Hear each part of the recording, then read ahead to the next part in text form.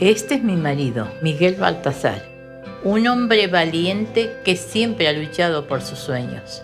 Uno de ellos era disfrutar de una gran familia y lo ha cumplido con creces. Un día me miró y me dijo: ¿Sabe cuál es mi mayor sueño?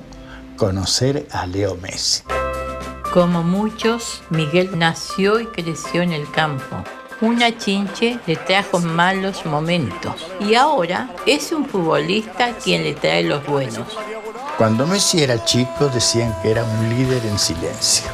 Pero nadie llega a ser el mejor jugador del mundo sin la valentía de ganarle a ese silencio. Mi marido también ganó a su silencio. Cuando era joven, su inconformismo le hizo ir al médico. Siguió los tratamientos, se puso marcapasos y gracias a eso, mira dónde estamos hoy, cumpliendo el sueño de un niño de 85 años.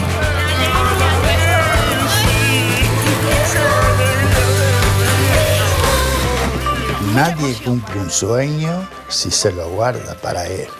Ahora es el momento de ganarle al miedo. De ganarle al silencio. Ahora es el momento de ganar a la enfermedad del Chaga. Today, Chagas disease still affects about 10 million people around the world, mainly in the Americas, but also in other continents. Together, they could fill over 100 stadiums like the Camp Nou in Barcelona. In most cases, it is a silent illness, but it can cause diseases of the heart and digestive system. It is a neglected disease. It is therefore essential to get access to proper diagnosis and treatment.